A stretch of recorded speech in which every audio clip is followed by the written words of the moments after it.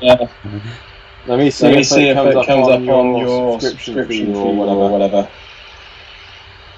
Or video. Just got a new subscriber. You're not far from 400 now, are you? Yeah, I'm nearly there, mate. Slowly but surely. You know. Here we go. Watch live now, Northern Rider MTV chat. I just got a notification. Oh my god, there it is. We're live. We are now live. 9 minutes late. Oh dear me. Oh, it's really confusing. It's like telling me, hold on, let me turn my camera that way a bit. There we go. Unless that's wrong. Right, how are we looking visually? Are we looking like that at the moment. Hold on, no, wrong camera. That camera. There we are. Oh god, that's scary. Okay. So this is going to be more of a figure things out kind of podcast live show type thing. So this is video production at its most extreme. You need to put mine through a because you're in 16:9 aspect ratio, whereas I'm in 3:2 by looks of things. I'm going to make myself bigger. I wish I could do that. That's what I said to all the girls. Yeah. Give us a few minutes. I'm going to make myself bigger. Right. Oh, that's cool. I'm happy with that. That's about as good as the production value you get from me. So as close as it's going to get. There we go. Right. Okay. I'm assuming this is live. 10 minutes, mate. That's pretty good. Hey, well, I say we. I say you. The big brain box behind it. So yeah. Okay. 1 viewers. I've liked the stream. I've liked my own stream. There we go. How good is that though? Right. Let's have a look. My YouTube studio channel. Yeah. Oh, sweet. Yeah, that's cool. All right. So, this is. Yes. We've got there. So I did promise to everybody. 2 seconds. I'm going to shut this door. So I did promise everyone last week that I would get the video sorted out, and yeah, it's one of those ones where I actually did something by means of you doing it. So welcome along to anybody who will be watching. Hopefully there'll be somebody soon enough. If not, tell all your friends, tell your nana. So this is the second episode of the revamped Northern Rider podcast, but is not Northern Rider podcast. It's just casual mountain bike chat thing, sort of. Chat shit with Justin and John whilst Justin picks his nose. That's exactly what life's all about, to be honest with you. Yeah. So how have you been? Then how are you, my friend? I've been okay. Other than as I was saying before we went live, extremely bloody sweaty. It's all been good. I'm currently waiting for my paddling pool to empty so I can refill it because it's full of mud at the moment from the kids. I've washed the rug today. And I've got a new camera, which should mean that all my YouTube production value hopefully goes up over the next 6 weeks or so, because that's probably how long it's going to take me to learn how to use it properly, I think. Look, mate, I've been doing photography and cinematography for a fucking long time, and I still don't know. I spend most of my time at work. Well, I say at work, I mean when I'm working from home, watching YouTube videos about how to set things up properly on my camera.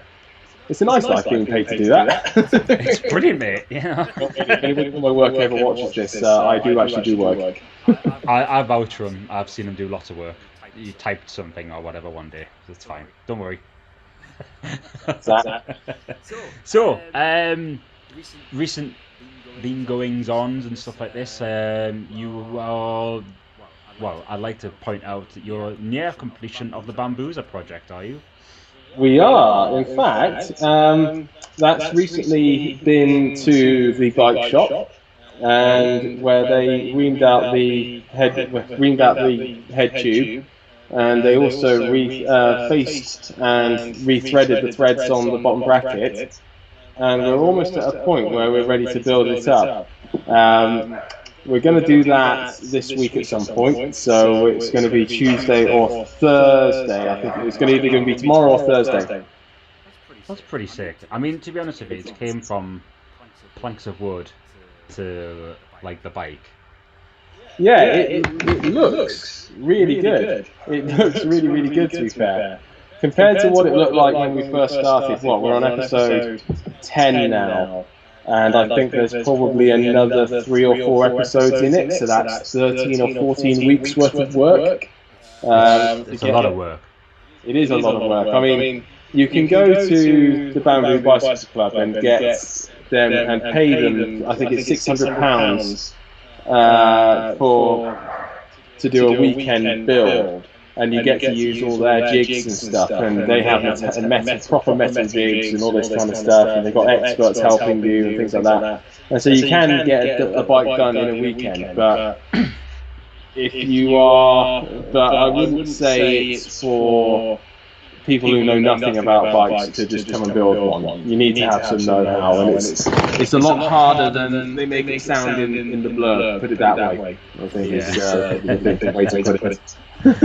It's a bit like me at the buffet. It's like my eyes are usually bigger than my belly. I'm just like, how hard can this be to eat all this food? Oh no! How could it be? Yeah, but I said to you, I think on the second episode of it, that it was potentially, I think it was like my favourite kind of series on YouTube at that time, because it was just, I'd never, like, I knew these sort of things existed. I've seen pictures of like bikes being built from all sorts of weird cardboard or whatever, but like I'd never seen anybody like put together like a bamboo bike and just kind of do any sort of like creativity with that, you know. So that was kind of interesting. Tim from Wales is on. Hello, Tim. He says there's lots of echo when Justin speaks. Is there? That's probably because my microphone is in my webcam, and it's probably picking that up. Hold on. We had this. We had this sussed at one point in time in life, many moons ago. Literally did, yeah. I think it sounds a little bit better. So it was nice to see that sort of like very fresh creative side of things and the mountain biking element of it as well, because it's like for like creative people, I say creative people, like we're not YouTubers, we're people who make YouTube videos. I've always kind of pushed that agenda really until I'm like a million subscribers, and I'll probably say I was a YouTuber, but we like I think for us it's like it's slightly difficult to make a more creative videos because limited budgets and limited this, that, the other, and stuff like this. I think that's quite a funny thing. Are you sorted there? Yeah, I'm just kind of sorting out my microphone. I'm wondering if I've changed the microphone now to my inbuilt microphone rather than Logitech one. If that works. Definitely my. Oh, you went with a different aspect ratio. God! I can't have done that. Hold on. No. I've only changed the microphone, not the webcam. It's changed your aspect ratio. Have I? I've changed it. Hold on. Has it changed the webcam? It can't have done. My Logitech one is still live. I've not got the dot of doom showing I'm being filmed and my every move being filmed on the other one. Hang on. No, you're absolutely right, Tim. No, but what I was trying to say was that like we're like not really limited by like what we have and things like this, but like if you say, for example, like you have like for example like Matt Jones, still loads of echo, mate. Like for example Matt Jones, just for one example, like he goes off to Red Bull events, things like this. Like we don't have that sort of grandeur. Like we're like a very smaller sort of scale of things like this. So we have to kind of like have that grandeur, but without the grandeur, if that makes any sense whatsoever. I think that's kind of what I was kind of getting at, because like I've made some in the past. I've made some like pretty cool videos that were really, really creative, and it was like literally like a couple of bits of pieces stuck together with, you know, some. I mean, look at the PVC pipe that I had as well for the slider, which I used the other day.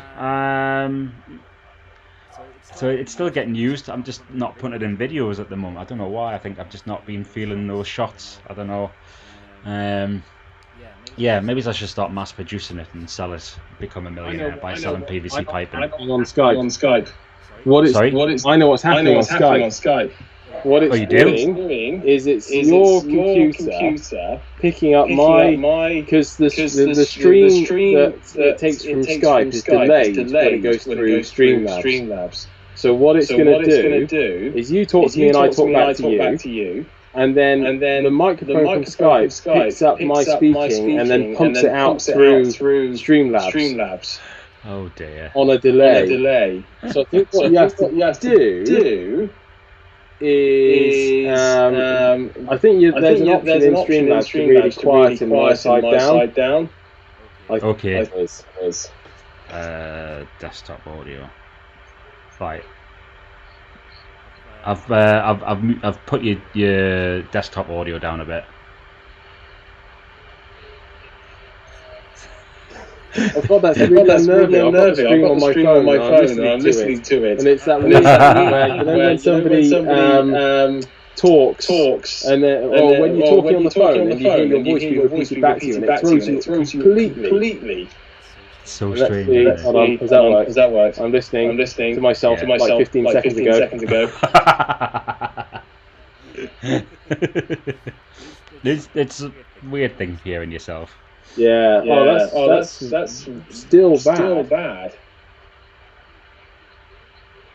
I'm wondering if there's an option for you to hold on. Last week's episode was much better than this. We are professionals. Listen, why don't we just title this screen? Watch two complete dickheads try to work out how to get a microphone working on Skype. That's essentially what this is called. Why did they bother making it so complicated? Well, I couldn't just have 2 buttons and that's it. End of story. I know. God. This is great. I love it. Oh, this is the joys of live streaming.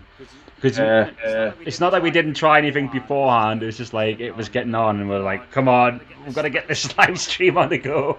10 minutes in, we thought we cracked it, and then it just froze off. Yeah, we'll do everything we can to get it. Everything was fine until Tim came in, and then you started saying things were going wrong. I think Tim's just jinxed it. Yeah, exactly. He's cursed the stream. Share your stream with me on Skype. I am live tech support. You can do live tech. Oh my lord! Come on, share your screen with me. I'm sharing my screen with you. Show me what you've got. Embarrassing open tabs. Here we go. So go to me. So click on the settings for the NDI source me. This one. Yeah. That's it. Yeah. Oh, here we go. Hold on. So, right. Turn down your microphone. So you see the mixer there? Yeah. Turn that down. All the way down. All the way down. Yep. Okay. Right. Hold on. Let's see if this works. It might work. I'm holding my phone up to see if this works. Hold on. Professional as ever. Look, one day this is going to get I'm still listening to myself like half a second delay. Oh god. One day we're going to get professional at this and nobody's going to know I hit them and they'll be like, when did these guys get good? Why did that still not work? Hold on. Go. Alright, so you see in the mixer, scroll down a bit more. That's it. Oh, right, hold on. When I talk, NDI source. Turn yours down a little bit. Yeah. This one, yeah.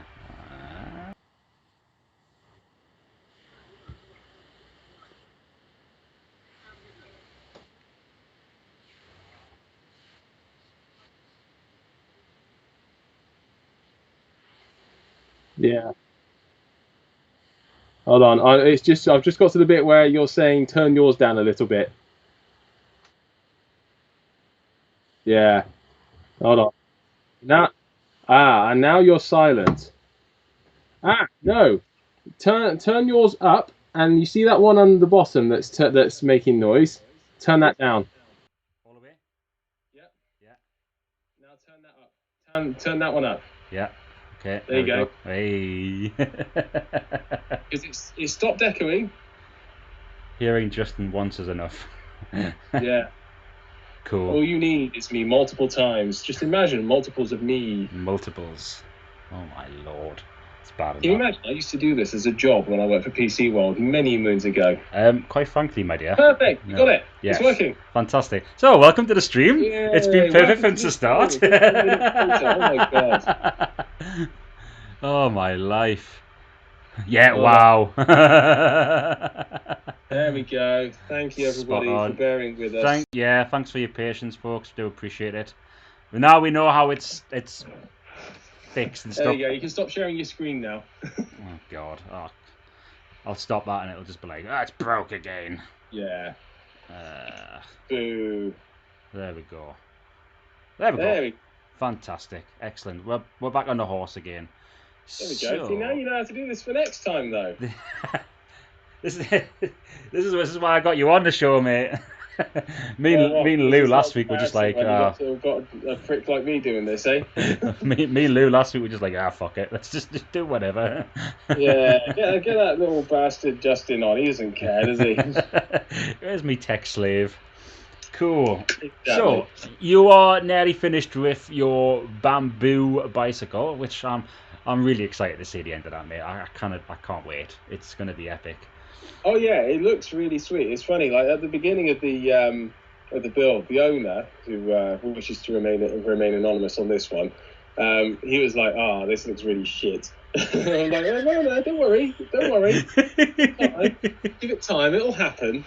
And luckily enough, it did look, I mean, frankly, it did look god awful like a few weeks ago. It looked like, even with me being ever the optimist, I thought, oh god, this could turn out really crap. But hey, that's content. And actually now it looks really good. Like we put a clear coat on it, and it's and all the paper and all the masking tape and all that kind of stuff has come off it now as well. And it's pretty much, and it's almost ready to go, and it looks really sweet. The only kicker will be is if something goes wrong and we find that the wheel doesn't turn or something like that, which could still happen. We don't know. We might find that it could all be a load of bollocks, but we don't know, I guess. So this is my sort of like idea in my mind anyway. So I was thinking, like, I want you to ride it as a mountain bike, like 1,000%. I want it to get like smashed through some trails and stuff, and I want to see some drops on it or whatever, like, you know, or potentially even Joe doing some kind of bouncy stuff. But it is totally going to get yeeted as the term plays. I want to see it get yeeted in the next week until either us or it breaks. Yeah. And then if it breaks, we'll burn it. That's what I want to see, though. I want to see, I honestly want to see like it, because like I want to see it work, and I want to see it look amazing. And I wanted to see it like preserved and like see like how long it'll last for and stuff like this. And then like the other half of me is like, it's bamboo. I want to see you like smash the shit out of it. Like I want to see it like come back in 2 pieces. Well, that's the thing. If it depends on how it breaks though. If it breaks like the bottom bracket, for example, if that just falls out of the bike, that's kind of fine because you end up standing up on the ground anyway, and the bike goes forward and you fall over. Fine. If it breaks with the head tube departing from the bike, then you go down on your face like a sack of shit. And so there are many possible modes of failure that we could encounter with this. Hopefully we won't. Fingers crossed. I want to see you fall in a safe manner. I don't want to see you hurt yourself. Oh, yes. I mean, a few scrapes would be, all right. But, I mean, like my last video with Ryan, when he took that tumble, and he literally just like rolled into the roller and just like came out of it, and he was just like, I'm alright. Yeah, he literally did roll, didn't he? I was like, I was quite surprised he got up. Yeah, because like I thought originally he'd slammed the front brake on, because you had that very traditional kind of like front brake goes slamming on, but you keep going forward into the bars and then you just go like over, and then that's exactly what he did. Yeah. But he compressed so much and then just dug himself into the actual like the stem area and then just like rolled from there, and I was like, oh shit. Oh no.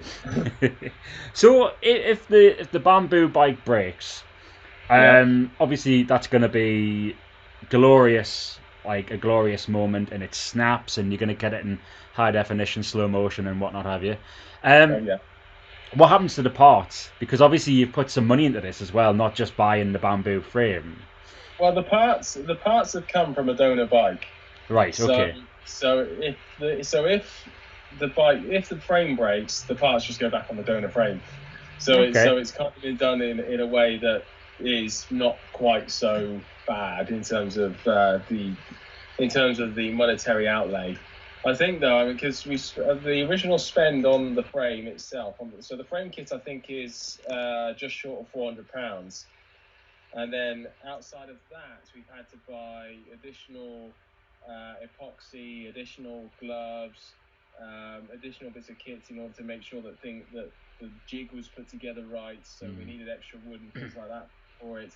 So in actual fact, the actual spend on it, not including beer, is probably going to be around about the 500, 550 sort of mark. But we're going to top that up and do a roundup episode where we go through. Okay, here are the good bits. Here are the bits that were shit. Here are the costs, and here's what it's like to ride. Because it's all going to be a bit of an adventure for everyone involved, and so we need to do the warts and all summary of it. I think so. I think that this is the thing that I had about. Let's take for example like reviews.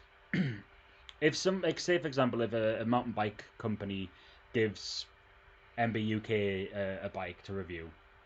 Yeah. Like they pay them and they say, I want you to say nice things about this bike. I want you to test it and stuff like this because they've been given a monetary sort of transaction and they want good, a good thing from it. Like there's often times that you'll see that these reviews are like because they've been purchased and paid for and things like this. They'll say good things and stuff like this. And you're very rarely. You might see the odd like, there was a few XYZ points that we thought were, but they were like, nah, it's fine. But look at the price point, look at this. Like, I really want to see, like, the ins and outs of, like, the real warts and all, like, about this frame, because it's, like, it's very niche, it's very unique. Like, a bamboo frame. Because it's been bought, and it's nothing to do with the Bamboo Bicycle Club in terms of promotion or anything like that. It's we could take the liberty of doing that, and the likelihood is we're not going to do another one of these builds again, because it took us so long, frankly. But it took a while. Yeah, exactly. But with things like what you say in terms of here's a bike, go and test it.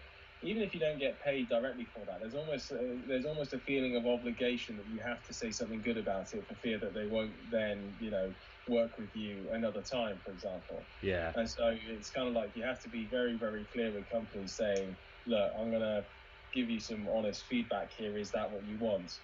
And in some cases, I've certainly seen it with the Linus Tech Tips, that guy's channel, they explain it really well and they're really open about it in terms of, okay, this person's paid us, this supplier just sent us this and we didn't know what to do with it. This one person was trying to expect us to do a good review, but we won't. This is Samsung. We had to go out and buy this because they refused to send us it, stuff like that. They're really, really good at being open and honest about that side of the business, and also how they make money on YouTube, for example. But there's definitely an obligation. You have to be careful with it when reviewing any kind of products. I mean, it's like you were talking to me about your relationship with Interflon. It's always really good when a company sends you a product and you really like the product, which means that you then can give a really good, honest review about it, and then the company didn't expect you to do that anyway, and you then have a good working relationship with them moving forward. Yeah. Whereas, I mean, I get a lot of emails on my casual MTB email contact that I have on my YouTube channel from like Chinese suppliers on Amazon. And they'll send you things like, oh, test out this light, buy it from Amazon, and then leave us a 5-star review, and then we'll refund you the money. I was like, no, this is. I've learned from that because if anybody remembers my Vast Fire light review, that was when the channel was really young, and I was like, oh, a company wants to send me something for free, and yeah, I learned from that. Yeah, you live and you learn. I mean, it's just so. It's so bizarre that, like, you know, it's like when I was saying like last week with Lou that these companies that are out there going brand ambassador, but you have to buy the product to become a brand ambassador. I never really understood that, and I spoke to Lou and I was like, Lou, can I ask you a question, because like you're quite a fountain of knowledge of these sort of things, and I've got quite a lot of respect for his opinion on these things anyway. And I said to him, I was like, is this buying loyalty? And he was like, yeah, it is. Like, thing is, like, because they're a company at the end of the day. They're a trading company, so they're there to make money. They're not there for your enjoyment as such. As nice as the background of the story is of the company, and as much as their morals are there to go and say, like, look, we want to make a really, really nice product for you, that doesn't change the fact that they're buying the loyalty of people in one aspect. So I was kind of like really like put off by quite a few companies when I looked into it, because I'd seen it before and I was really interested in the company, really interested in them in a brand, and I was like, I really like them, but why should I have to pay?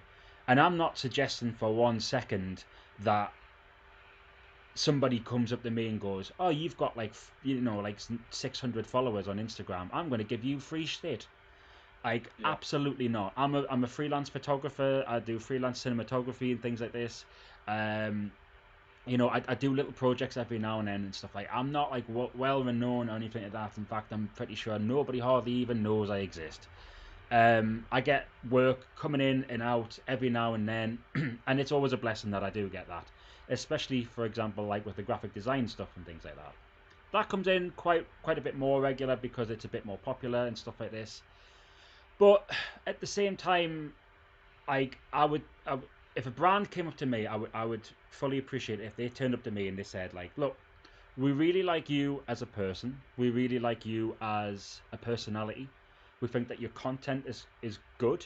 We feel that it represents the brand of like who we are, like the core values of the brand, and what we represent and what we want to push out to the public.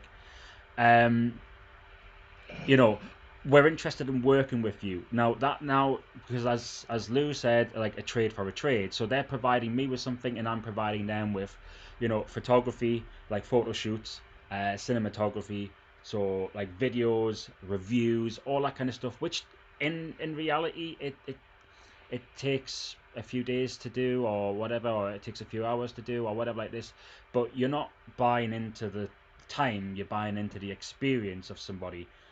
You're buying into the experience of that person who can then go, oh, right, this guy knows how to settle something with this. He goes, this is the photo shoot. This is how he produces this, and it gains this sort of traction, etc., and stuff like this. So that in itself is incredibly fair, like a trade for a trade. So if someone wants to come at me and go, here's a t-shirt, would you mind doing reviews on it, do an honest review, photo shoot, videos, things like this? And I'd be like, yeah, absolutely, 100%. And that's kind of what happened with Interflon. And luckily for me, because I when I got the product from the start, it was incredible. Like the product was really, really good. Like I highly recommend people to see if they can get like the smaller cans of Interflon, you know, like try it out. Like I'm the laziest mechanic, and we'll get onto that in a minute because I've got some news about the bike. You know, I like to plug and play and, you know, click and forget. You know, so there is that sort of like aspect of it as well. So I'm just like, this product worked really well for me, and it spoke to me. So I was quite glowing at the reviews, but I was still like, I still looked for like a criticism within it, and like I was struggling to find it, and I thought, I don't really want to kind of like just like blow smoke up their arse for the sake of it, but I want to be honest. But I'm not going to make a bad point on it just for the sake of having a counterpoint. Yeah. Do you know what I mean? Sometimes there are products out there which has, you know, it's if someone gives me Cadbury's cream egg and they go like, "What do you think of the filling?" I'll go, "Well, it's not for me." That doesn't necessarily mean that that product's not for everyone. And it's the same for like the Interflon. Like, it's not for everyone. People are going to be like, Muck Off's far better. Like, you know, whatever's like. I'm probably going to badly quote this, but like when Tim made the video on the tubeless sealants, and he's like, which one works best? And he was like, they all just work. They all do the same job. Like, there's probably going to be little subtle differences that you have within this, and that's going to be like minute things that you notice that are specific to where your brain analyzes it and things like that. And that's going deep into it as such. You know? I think you can't please everyone. Absolutely not, mate. Not in this game. No chance. There isn't any product out there that absolutely everyone likes, you know, and nobody hates. There isn't anything like that, and you'll never get that. So you can love you can be the world's biggest fan of a product and sing from the high heavens, and there'll still be people complaining about it. Of course there will. And there are always people on the internet who want to be contrary or contrary just for the sake of it, because people like to. What's the word without making this sound really bad? People like to make trouble for the sake of it sometimes, or just to get a reaction out of people as well. And so Logan Paul. Yeah, and it's like I'm sure that at some point, like, you'll do a video or a release on Interflon, and someone will turn around and say, "I tried it and it was shit." Yeah. And you'll have to just go, "Well, maybe that was just your experience." Yeah, exactly. Right. This is the thing. Like, they could have like the chain could be in a way that it'll react with it because they didn't look after it, or they've over cared for it, they've cleaned it too much, or whatever. Like, there could be something that maybe just didn't work with the chemicals within it or something like this. Yeah. You know, there could always be something, and it could just be the thing that it could work exactly the same as Muck Off and PTs and things like this. Could be exactly the same, but they've been in a very negative mindset to start with, and they thought like, nah, it's not for me. It just doesn't work the same. In fact, it does. Like, at a chemical level, who knows? We could all just be getting duped. They could all just be making the same shit, and we'll never know. It's like the Truman Show. That's the only way you can tell. Big love to Tim from Wales MTV on that one. Big love to Tim from Wales.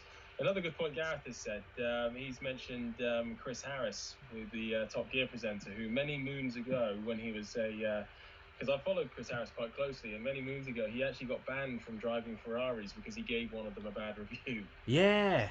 Yeah, and then he also went and gave. He actually posted a photo on Instagram today of when he crashed a Aston Martin DBS accidentally, and he ended up giving that a bad review and wasn't allowed to drive Astons either for all. So he's very much on the. He's very much on the train of thought of just tell it how it is. Don't try and ham things up just because you want to try and please a brand, because in the end of the day, people will find out anyway, and then they'll come back to you, which is what's happened to him. Now he's driving all the cars, no matter what they are, and people value his opinion more than they do him having access to all these different cars and stuff. No, absolutely. And it'll be the same with anybody, and it should be the same with anybody who does a review. Well, this is it. This exactly it, mate. There's been a very crucial and vital point being brought up here. Can't love you too well.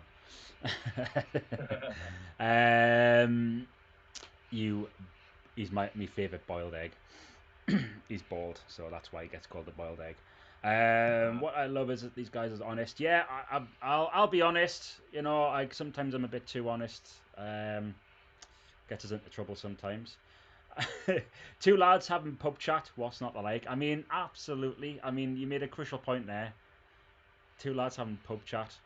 I mean, we need to, at some point we need to sort this out, because on the Sunday, look, this is what I started doing. I've got into a health regime. I've been doing Monday to Friday. I've been doing my exercises like every day for half an hour, and then on the Friday, Saturday, Sunday weekend, I have my beers. I'll stop drinking through the week. Yeah. So the Sunday session we'll be having beers the next time. Yeah. That's what it is. I'm not that big a drinker. People think I am for some reason, but I'm really not. I hardly ever drink. The only times it's really weird. The only times I ever drink are if I'm going out on a proper like lash night out, which then means I have a target, and so I will prepare for it by not eating that much before. What? And then I can have a cheap night out after. You see, you don't eat much. It's from the morning through to the afternoon, and then you start drinking, and then you finish the night with a pint of water, a big bag of chips, and you go to bed and you wake up great the next day. But I don't drink casually or during the week or anything like that. I have moments during the year where I will just go a bit mental. And that's how I drink. Oh, you're not one of them Christmas drinkers, are you? The ones that go out at Christmas time? No, not one of those people. Oh, no. God, I used to, working in the bar trade, I used to hate those people savagely. They come out once a year and then they're just like, let's smash the drinks down there. Oh, my dog has come to see me. Barbara, come in here. Oh, I want a dog. I went to see my bike mechanic today and he's got a brilliant dog as well. Oh, here's my dog. Where's my water bottle? He's the dumbest dog in the world. Oh, look at that. Hello, Barbara. You weird dog. That's my mum's name. Would she mind if I came in and walked in the door and called her that as well? Absolutely not. Go on, off you go. You've already got it out for a week. I did have a water. Oh, I've got a water bottle here. Yeah, I need to. I hope everyone's staying hydrated during this. Oh yeah, definitely. Stay hydrated, everybody.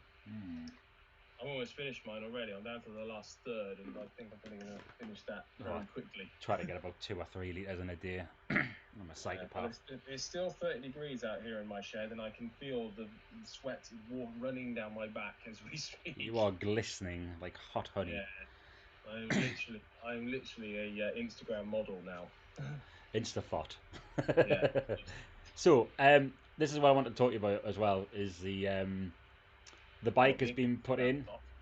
It's now within the capable hands of Skinny Mick, my bike mechanic. Skinny Mick. Yeah, he is actually skinny.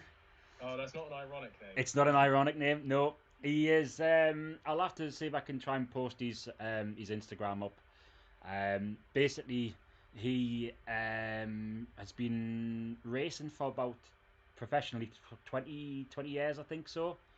And he's been doing like, I don't know if he was like his own bike mechanic going to races and stuff like this, and I don't know if he had somebody else doing it and he's learned from them or whatever, but he is one of the best mechanics I've ever came across. And there's two well-renowned bike mechanics in the northeast of England. One, he's not too far away from me, and he's actually Danny Hart's bike mechanic. He works in the bike shop, and obviously Skinny Mick as well. There's a few others in the northeast, but these are the two like big, well-renowned ones. And he's spot on. He's just had a new kid, and he's set up his mechanic shop in his house in his back garden. He's just built a great big new shed and all this, and it's fantastic. It's really, really cool to see. So I was riding Thursday, I think it was, getting the video ready for Friday, because that's how things go with my schedule. And basically made the video, and I'd had it planned for a few days and stuff like this, but there was things going on in the house. We've been decorating and stuff like this, so I was just like, right, I need to go. He is indeed Gareth. Yes, he is. So, anyways, he was we were saying, like I said to Ryan, the guy did the video, was like, right, we're gonna need to get this done, and we can't. Anyways, it ended up going on Thursday and stuff like this, so I was like, right, okay, sweet. Rode back home, and I had an idea for a video on the way back home. So I was like, look, do you see this big hill here? Like, imagine if we did a video where, because he's on an e-bike, like seeing the comparison, like seeing like how funny it would be for like an e-bike to go up compared to a normal bike. Needless to say, the results were horrific. And I often go up that hill, and it's almost a mile long, and it's about 330 feet, like high elevation. It's quite steep. It's long and steep, and it's hideous. But like obviously you've seen Ryan in the videos and stuff like this. He's a big lad, and he got up there no bother. He just went, he's away, and I was like, Jesus Christ. So I got to the top, and I was like, damn, the bike feels a little bit funny. Like I knew that it needed the gears needed indexing and stuff like this, and I was like, okay, I get them indexed. Tried it out, and I got through most of it, and it was like, right, it seems at an okay level at the time being. I can ride it. It's going in at the mechanics on Monday. Like it'll get sorted. I get the top of the hill, and then I started to pedal off the next bit. I just changed the gear to a normal gear that I knew was working, and all of a sudden it was just like, and the whole thing had just like completely just ripped off. Like it snapped, the hanger had snapped, the rear mech, like the derailleur, it was like that was bent, and then like a spoke had came out, like a spoke had actually been ripped out of the rim, and I was just like, wow, like, and this brings up a thing because like I'm quite keen on maintenance, like I'm quite enjoying it. Like I changed my bottom bracket, I've done other things like that, and I was like, they're simple things, but like I've learned something. I'm like, this is getting interesting now. Like I can fettle a bit more, and I can twiddle knobs and all sorts. So I was just like, okay, like what's going on here? And the whole thing had just kind of just come off, and I was just like, oh shit. So I kind of like picked it up and like stuck it to the as best as I could and wrapped the chain around a bit and stuff so I could kind of at least wheel it home. So I managed to wheel it home, took it off. The derailleur, he said, is literally too much power in the legs. These ham hocks that I've got. So September that's going to be available. Oh, blimey. Yeah. And then the other parts, he said what he needs to do is he needs to, because the rim is actually, this is what I want everyone to do. Whoever's watching this now, once you've finished listening to us prattle on, go and have a look at your rims. Look to see if there's any stress fractures, things like this, stress lines. You're looking at yours now, you're thinking, oh shit. I am. So basically, he said that there was on the rim, like there was actually stress fractures on it and stuff like this, which is stuff that you'd think was scratches and things that you'd see that were just like normal sort of wear and tear of the bike. They kind of star out from the root of the what's the word? The stick thing that I've forgotten the name of now. The spokes? That's it, yeah. Yeah, the nipples. Yeah, they kind of star out from the spokes, don't they? Yeah, that's exactly where it came from. I've seen a lot of people on the Boss Nut Riders group with rims that eventually do that after a few years. Like mine look all right, to be honest, but then I don't ride the bike that hard because I'm not that amazing a rider, so it's, you know. No, neither am I, but I still try to push it, and I'm like, I should really have no place doing this. Stonks. Stonks only go up. Stonks.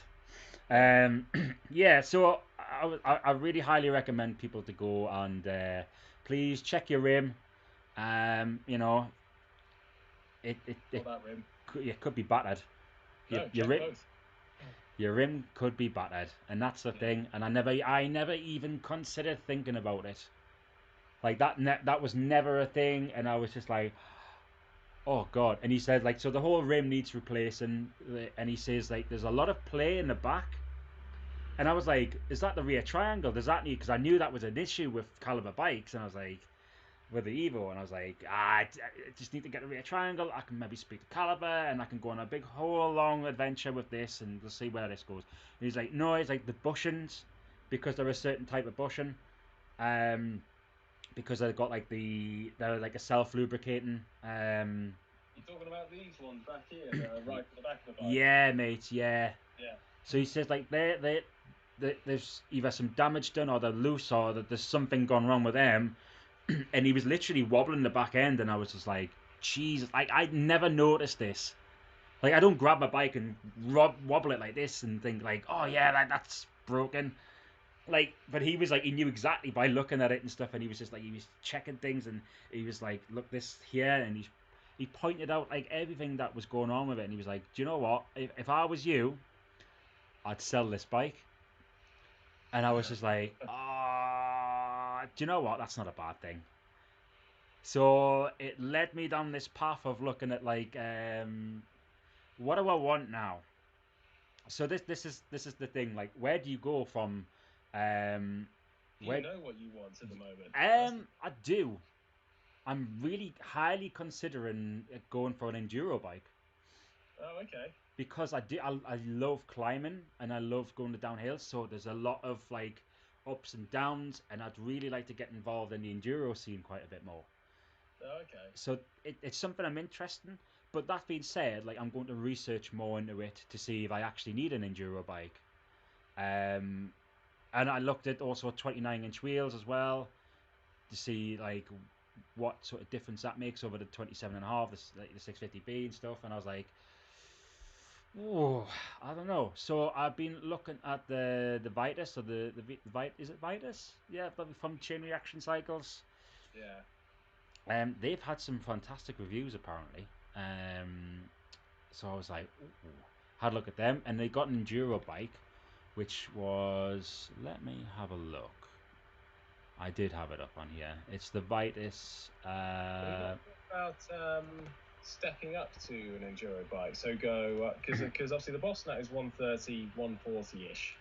Yeah. And if you step up to then 150, 160 to get something with a bit more travel. Yeah. And then if you find that still restrictive, then you can step up to a full-on enduro. Because I guess the worry with an enduro bike, if you're looking at like 170, 180 mil travel, it might be a bit of a pig on the climbs. It can do them, obviously. It might just be too much past the point of where you want to go, maybe. Yeah, no, that's something I'd also considered, because I'm often looking into the future of things as well. Like, how do I show like progression but without going too far? Because obviously there's going to be a point in life where these aren't going to be the only two bikes I'm going to own in life. Like, no. I'm going to own many more, and then this will happen as well. Like, like I want to be able to progress, but I don't want to be able to progress to a point where like I can get this bike and it lasts a year. You know, I want something that's going to last maybe longer than the Boss Nut, because it's a higher quality bike than the Boss Nut, but I've still got the years left in it to progress and stuff like this. Well, what's your sort of budget you thinking? I looked at $2,000, because I looked at originally my initial thought was, because I really did like Caliber as a brand, and I looked at the Century and the Century Pro. So I looked at those sort of aspects of things, and I was like, well, maybe the Century Pro might be, because it's so similar in diameters and geometry to the Century, it makes sense just to get the the better components on it, and not have to update the components and spend more money on it and stuff like this.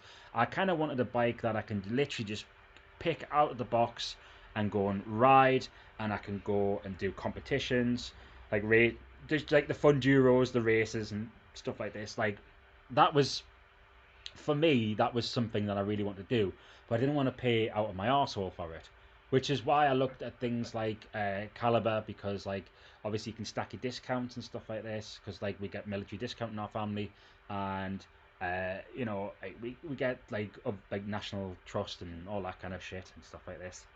Yeah. So that was like a big sort of thing for me, because obviously like the budget, and plus with the Century Pro and stuff like that, they're a pretty solid bike to be honest with you. And then I looked at chain reaction and things like this, because the Vitus, it cuts out the middleman. So they're basically, because like Vitus is part of Chain Reactions and Wiggle and all, they're all like owned by the same company and stuff like this. So that's kind of what I was looking at as well.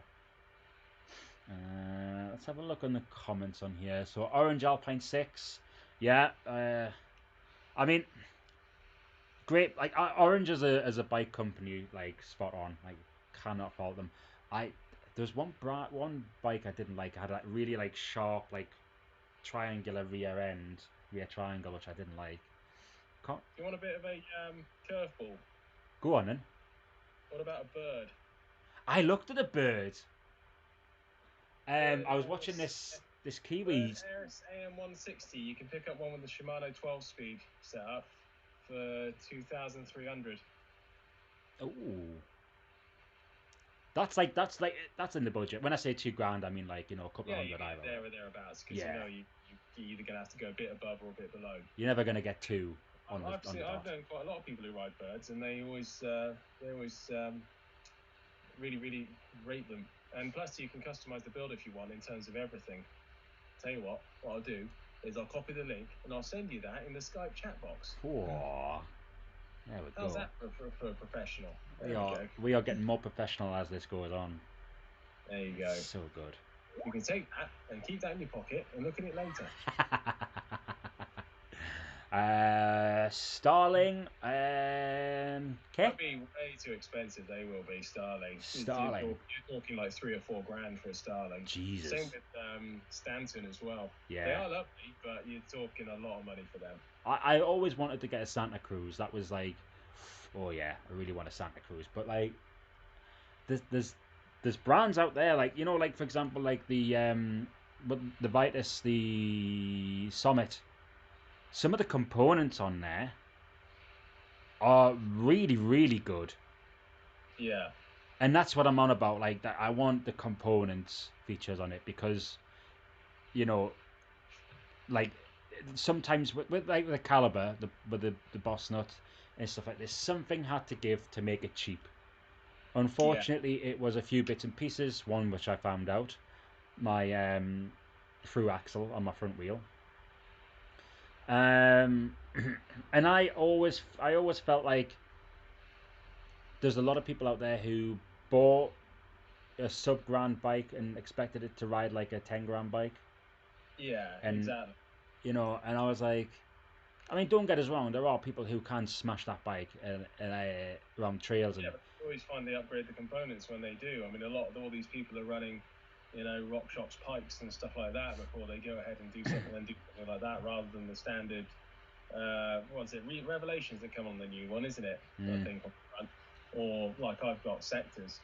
But it's things like, the first thing a lot of us do when we have to replace bearings and stuff is upgrade the bearings. Yeah, no, 100%. And you find that, I mean, certainly on my bike, I'm getting very much to the end of the life of the bolts, because the bolts are so soft that you can't do them up really without damaging them. Yeah, no. And you can't, and no matter how sharp your Allen keys are, you still end up rounding them even slightly. Oh yeah. So I mean, thinking about it, the only original thing on my bike, like Trigger's broom. Yeah, pretty much. Frame.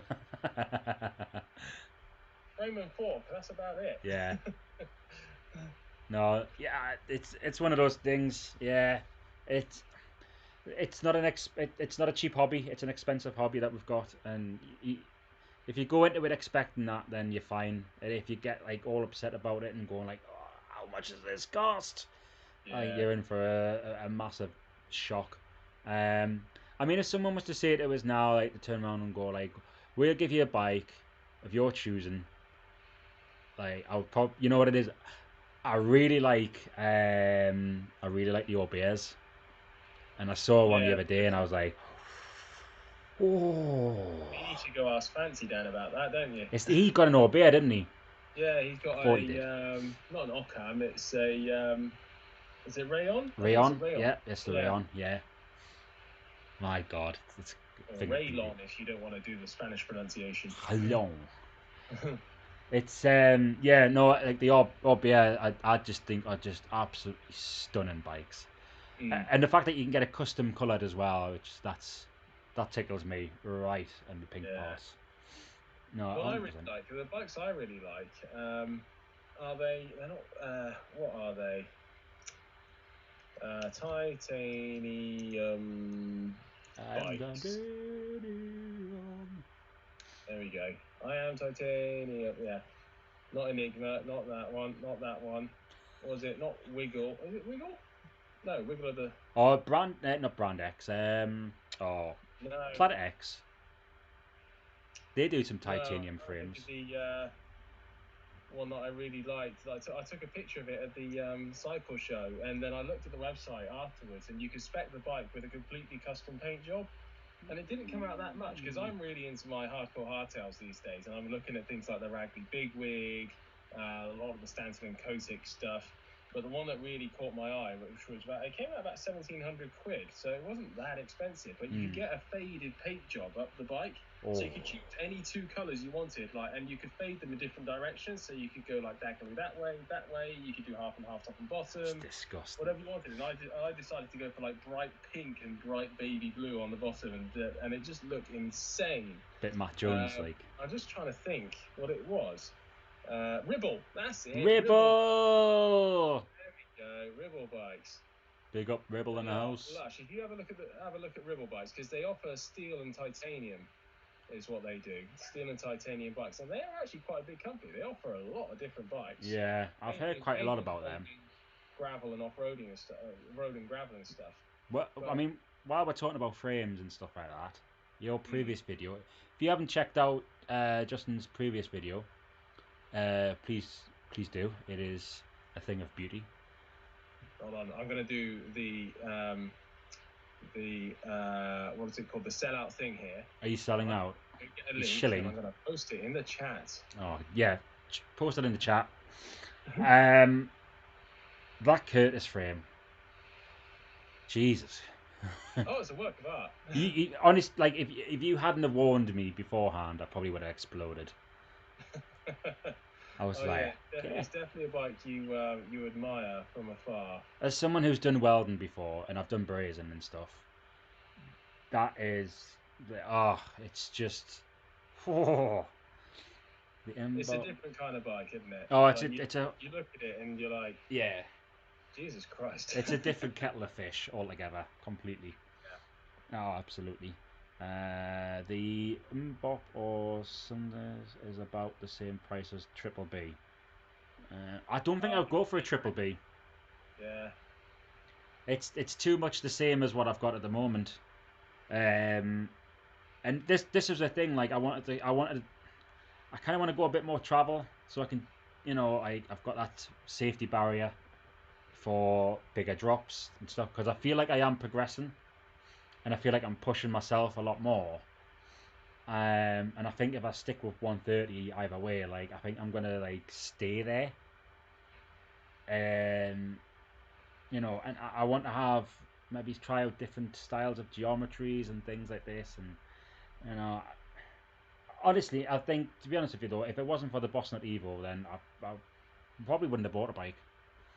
I'll tell you what, that's probably one of the problems with being a mountain bike YouTube thing, is that, especially on a budget, is that you don't get to ride lots of bikes, which then means you can't really have that much of an opinion when you ride another bike, because you're comparing it to the only bike you own, effectively, which is what I had to do in the Curtis video, and very briefly compare it to my Bossnut, because the bikes are two worlds apart. I mean, there's probably about 7 or 8 grand between the prices of mine and that bike. Like, it is properly a super bike build. Yeah. And it's a completely different world in terms of what it is. But then you ride it and you're like, well, actually, hold on, this isn't that different. It's a bike. But then if you're not using it at its extremes, you won't appreciate the extra headroom it gives you in terms of performance, and you won't appreciate, the lightness or its capabilities in turns and things like that. Simple stuff from getting a bike with with say tyres that have 4 compounds in as opposed to 1 compound. Another thing, for example, having bars that are slightly thicker so they absorb vibration a lot better and things like that. It's little things that all add up, marginal gains and all that. No, but it's hard to get an appreciation of that when you just jump from one bike to another because you don't have a reference point with like how a bike should ride. I guess is what I guess that's where the argument of like ride a hardtail beforehand comes in, and like feel how a bike should run and things like this, and then go into other things, and then you have a base level of understanding of like, you know, like how like a handlebar is going to, you know, like sustain like the vibrations going through your hands and stuff like this, because you don't have that rear suspension. I'm going to be reviewing the Caliber 3 Cube soon, and I rode it just round the streets, like nothing, you know, nothing mental, you know, going over curbs and things like this, and I was just like, wow, like I really do miss the rear suspension. Like, it was crazy. Like it's going to take a little while to get used to. But see, that's funny. When I rode the Curtis and I took it down a set of stairs. Actually, I didn't film it, but I took it down a set of stairs on the way to where we were going to film. And actually, I really enjoyed being a part of the bike. It felt like I was, you know, the suspension, and I was part of the bike doing the work as such. And I really enjoyed it, and it came naturally. It was weird, like going down the steps, my legs were going down, up, down, up, down, up, down, up, down, up, in order to keep my body level. Yeah. And it was really interesting how that just it happened naturally. The analog. So, like, I was thinking, Jesus Christ, this is shaking me to the bone and stuff. But I can imagine it would definitely take a bit more power in the old legs to get up and to absorb a lot of the bumps up and going downhill. Yeah. But I'll tell you what, it was a different world to my boss nut when doing something as simple as just doing a sprint, and the amount of power you could put down from the start. Like I was wheel spinning away because on a full suspension bike, it squats. Yeah, you get sucked into it, doesn't it? Kind of power in, like it does on a car. It squats and it absorbs that energy that you put in. Yeah. You end up going slower. So it was crazy. Like the takeoff on a hardtail, it was absolutely crazy. Sorry, I'm a really big fan of hardtails now. No, I really miss having a hardtail, and I think it's probably going to be my next bike when I eventually get one. Anyway, yeah. So. I really like hardtails. I like gravel bikes. I think they're just very beautiful looking bikes. I've seen a lot of hardtails that's got that really thin top tube, and it just narrows down like into like the, you know, the meat and bones of the bike, and it just looks like a completely different style of bike. Yeah. And I think it's really, really good looking. You know, very stylistic sort of approach. Retro bikes, aren't they? They're done. A lot of them are done in a retro style. It's like the Caliber Lost Lad. I really like the look of that. Yeah, it's a nice looking bike. It's a really cool bike with all the brown. Yeah, I'm not a fan of brown as such, but you know. Oh, come on! What about tan walls? Tan walls, yes. Now every bike should come with tan walls. Every single bike. Even like I'm sure, yeah, because my BMX has got tan walls on it. And I looked at that the other day and I was like, oh, I've got tan walls. I didn't realize this. It just didn't click till like later on. I was just like, yes. Let's have a look. You should have a look at my Lost Lad. You'll change your mind really quickly. In a good way or a bad way? Yeah, I was going to say, because like I like the look of the Lost Lad. It looks, it's always looked like, did the Lost Lad come out in blue as well? Yeah, that's right. Yeah, it's sort of like a very dark blue. Yeah. Turquoise dark blue. Yeah. It's good looking. It looked good with the tan walls, but then some Conti Terra trails on it, and the wheels look ridiculous. The old stuff morph was a blast. Yeah. There's some good. Is the bike still making frames? I thought they're just mainly the shop now. I thought potentially. You get that where they'll stop actually manufacturing things, but they'll still have the brand itself and outsource it somewhere else as well, which is kind of Cool. I think they opened another bike shop that got broken into last year as well. Oh God, they're getting broken into nearly every day now. It's ridiculous, isn't it? Like, where do they expect to sell these bikes off? Well, they don't. They sell the bits. They steal the bike for the bits, because the bits are easy to sell. You can't trace them, but frames you can. So the frames most of the time just get chucked. That's sad. It's why they even steal like completely unique bikes. I think it was Danny Hart that had all these bikes. It was, yeah. He had it. Was he in Canada? I think at the time. Or was he in the UK? It was in the UK, but they got nicked out of his van when it was parked at his mum's or something like that. I think it was. He'll be very well known around his area, especially by the local chavs. They'll know exactly. I'd love to see where he keeps his bikes. I'd love to see how well locked up it is. I imagine it's probably just a chain and a ground anchor. He doesn't strike me as the sort of person that really cares that much, if I'm honest. yeah. I mean, I thought about doing that myself. I thought about getting like a bucket, like a metal bucket, filling it with concrete, or cement, one of the two, and then getting like an eye bolt into it, and then just putting chain through it and stuff like that, just so it's a little bit of protection. For it itself. Are you considering second hand as an option? I did think about this. That's the problem. This is the problem with second hand. Like, I want the reassurance that I will get the proof of purchase on this, and not a lot of people will have the proof of purchase, so therefore the warranty or the frame won't stand. That's one of my main issues with that. I think you're on a couple of the pages that I'm on. There's one that sells bikes and stuff like this, and he often gets a hold of the proof of purchase. So the warranty Adrian's bike group, ABC or something. Yeah, that's the one. Yeah. He seems really good. He gets some really nice bikes. Some beautiful bikes. And then he also gets some absolute jokers trying to message him, trying to buy it. Will you take a PlayStation 3 for it, mate? Yeah. It's like a Santa Cruz. Will you swap an old sock for a tower? Yeah. Ben Deacon had his mug-off downhill bike stolen, but they found. Yeah, they did. I saw that. It's interesting. Very unique bike to steal, though. Yeah, it's the same with Danny Hart as well. I was just like, you're not going to sell that anywhere. Even the parts were like customized as well. I was like, yeah, so strange. But like, I wanted to have something kind of custom. Would be nice for my next bike. I want to have this is the thing. It's the old like the N+1 or whatever it is for the bike thing. So number of bikes plus one is the correct amount of bikes.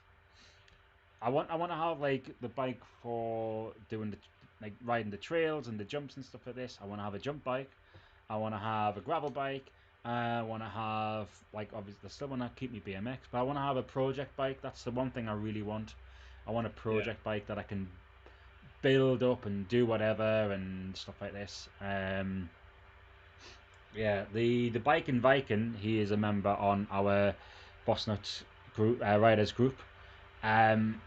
He was chatting to me about when he was building up his Hello Dave frame, as he calls it, the Hello Dave bike. And the odd one, yeah. That's ex Sick Bikes frame, isn't it? Yes. The one that they bought. Yeah, it is. And he was like, I'm going to start putting different sizes on the front and the back, and put it 2.6 on the back and 2.4 on the front or whatever like this, or 2.2. Just have some really weird combos just to see what happens with it and stuff like this. And it's so so bizarre to have that sort of thing going on, but I think it would still be quite fun at the same time. Yeah. Just some kind of Frankenstein's monster of it. Yeah, I've just posted a link into our Skype chat for a company called Merino Bikes. Oh, Merino. I've heard of them, but they do basically completely custom built steel frames, but they're not that expensive. Like that full suspension frame I've just shown you is $550 as a base price, but then you choose absolutely everything wheel size, tire clearance, reach, BB drops, it's what you want in terms of routing, absolutely everything. You can choose your gussets, anything you want. Jesus. And you can put it in there. It's like the custom hardtail frames. They're currently going for $250. Yeah, I've seen that.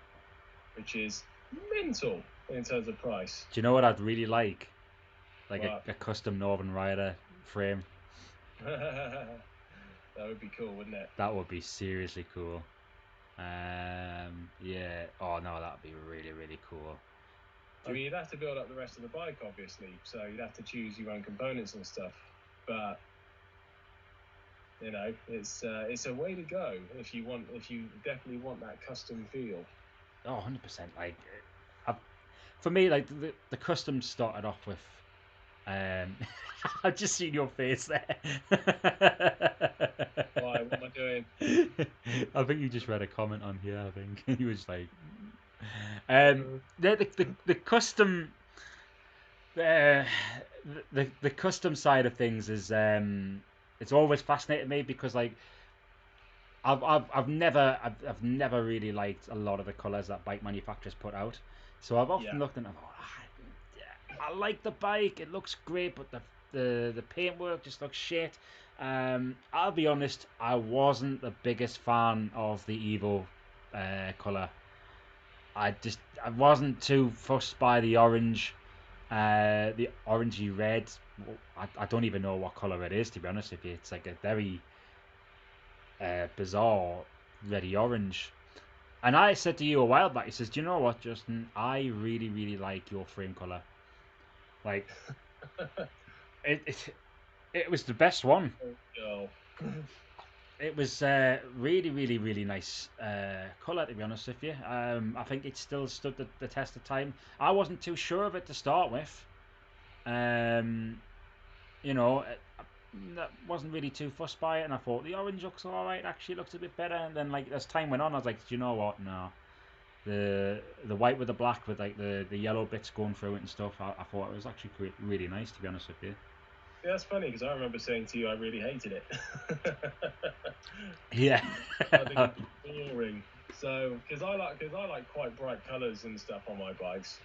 And I've just seen a comment there, Alex, saying you can't sell a custom bike as easily. Yeah, but the point is that if you have a custom bike, you keep it for many, many years. You don't. It's not something you. It's not something that you have for just. It's more of like an investment. Years and then upgrade or whatever. It's yours. It's fit for you, and you don't need to buy another bike for a while. In fact, a long while. I mean, it's like the guy who bought the Curtis. He specified everything on that in terms of geometry and components. He's not going to sell. That'll probably outlast him. He's never selling that thing.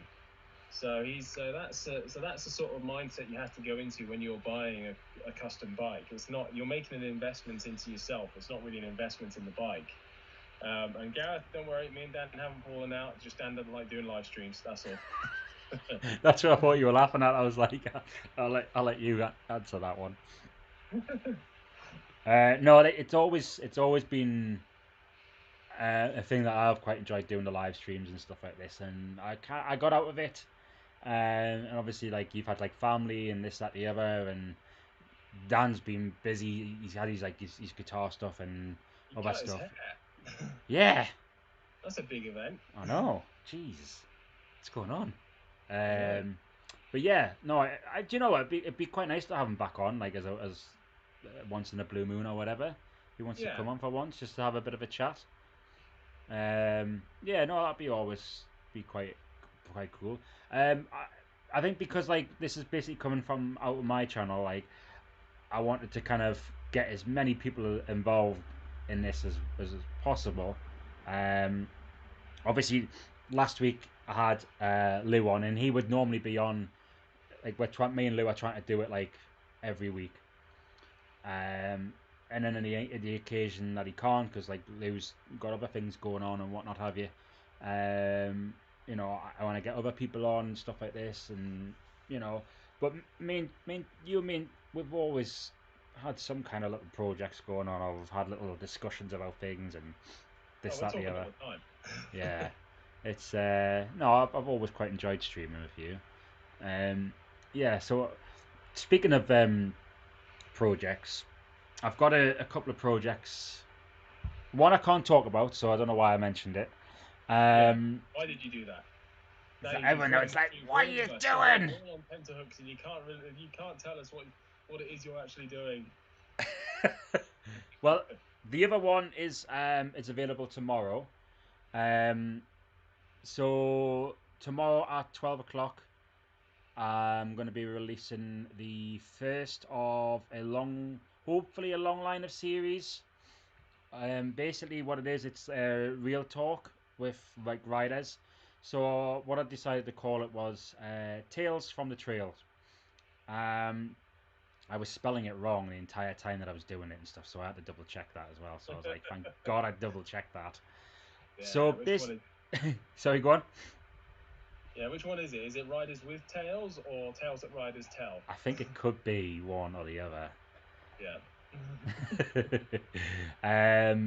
Yeah. So Tales from the Trails. This came about from I was watching a few interviews of riders, and talking to other people like Justin and Lou and other people. Like I often get inspired by a lot of like the other like the like the smaller guys, like the underdogs like us, you know, and I often think like talking about like us as people as opposed to these like great big huge like World Cup winners or the Audi 9s back flippers and this that, and I often think that the smaller guy needs to be talked about a little bit more as well, because like after all there wouldn't be a bike trade without us really.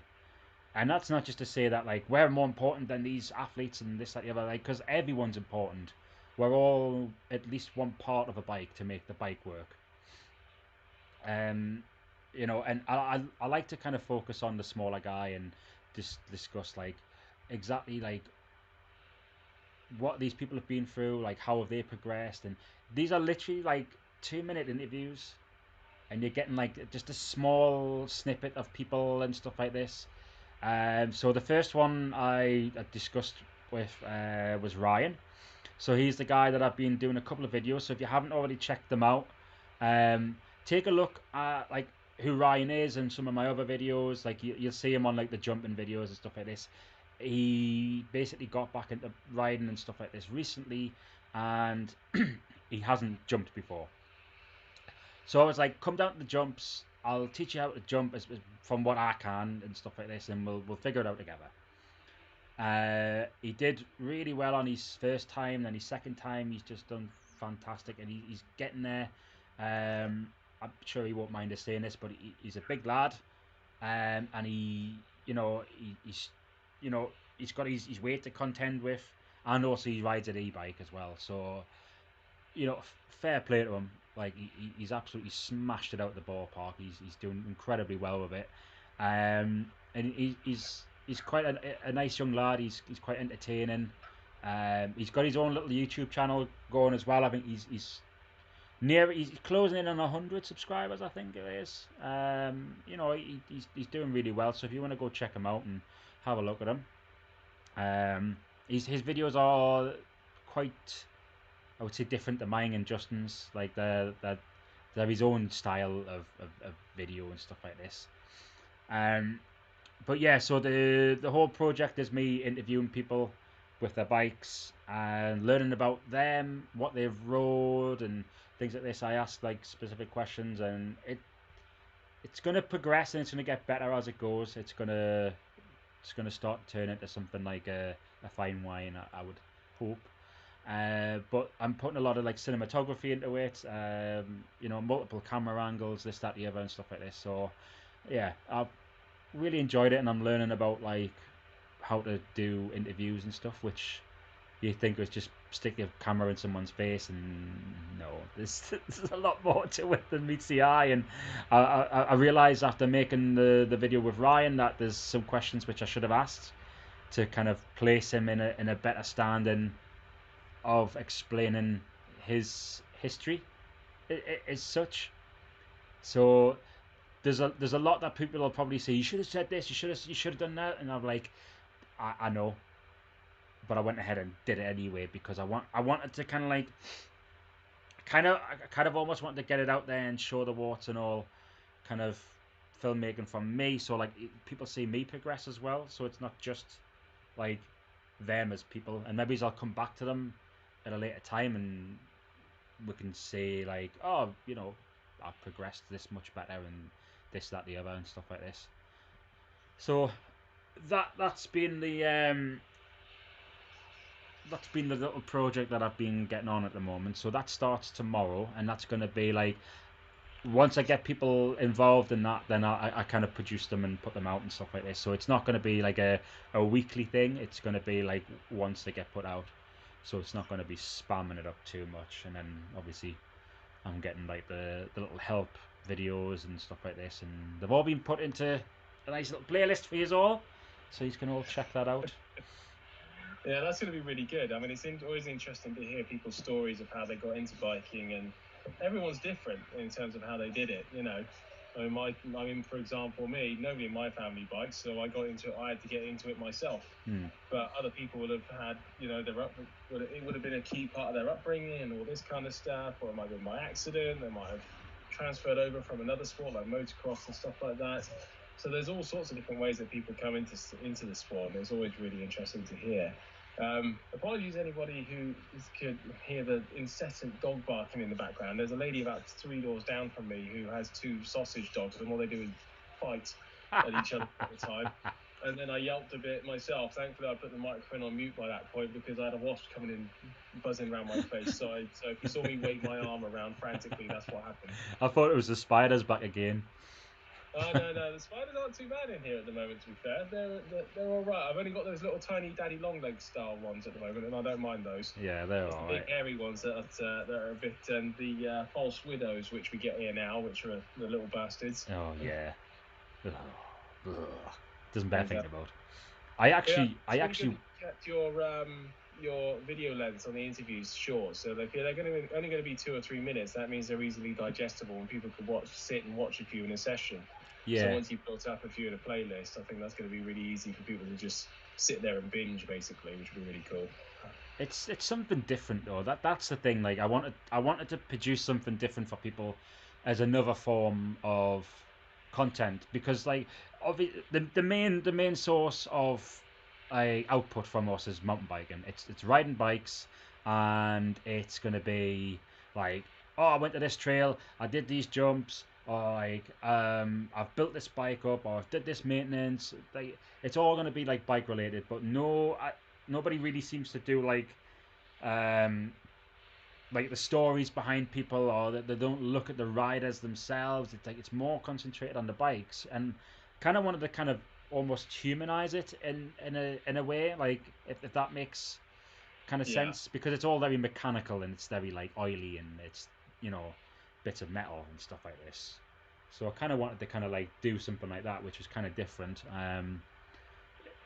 Because like some people will watch documentaries, like they'll watch them on Netflix and they'll absolutely love them, you know, and these are kind of like mini bites, you know, like a burger slider of an interview sort of thing, you know. And maybe one day like it leads into something a lot bigger and stuff like this. You know, I mean, let's go to like the chat over here. Like, what does everyone else think of like? We'll answer a few questions and stuff if you've got any questions and stuff. But what do people think about like the other aspect, like the more human aspect, like the riders and stuff, like not like the big name sort of people getting interviewed? Because I know like Ben Deacon's just recently done his story. I suppose that's kind of what it is in a way. It's a bit like that. I mean, I had this planned, and I was like going to go and do it and stuff, and then it kind of popped out as well. And I was like, I hope people don't think that I'm just copying off this, to be honest with you. I've seen your questions in the chat now, and people are leaving. This is it. It's just, you know what it is. There's no loyalty. One of the questions I'd have for chat is, what sort of mountain bike related content isn't there enough of on YouTube? Because I know there's obviously like shredits and all this kind of stuff, and loads of people are doing that kind of thing. But what isn't there enough of?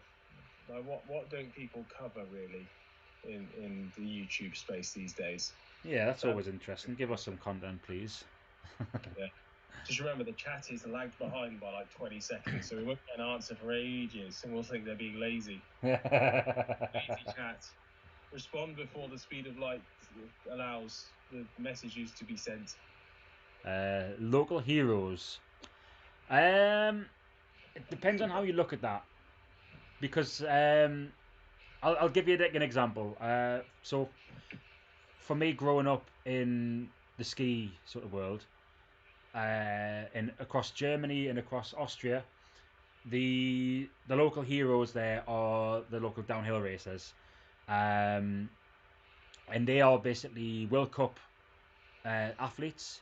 I've met many of them, and they are completely what you would probably in the mountain bike world see as privateers. I think they're probably like at that sort of like financial level where they have to kind of almost fund themselves. Very rarely, I mean, you'll get like obviously like the Michaela Schifrin, and you get like a few other sort of big names, like Ted Leggety. These people are the ones who are like sponsored by like Red Bull, and these are like your very well known, like you'll see them on the billboards everywhere and stuff like this. And kids growing up over there don't have footballers as local heroes or like whatever, like these privateers, if you will, or they're like sort of like local heroes and stuff like this, which is nice because it's not like Ronaldo or some kind of multi-millionaire sort of guy who's like a big name and stuff like this.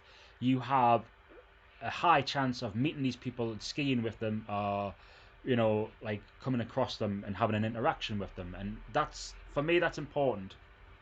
Like having an interaction with these people. I mean, I hope one day that somebody looks up to us as people on YouTube and goes like, "You inspired me to get on my bike again," or whatever like this, and that's what I would like to see.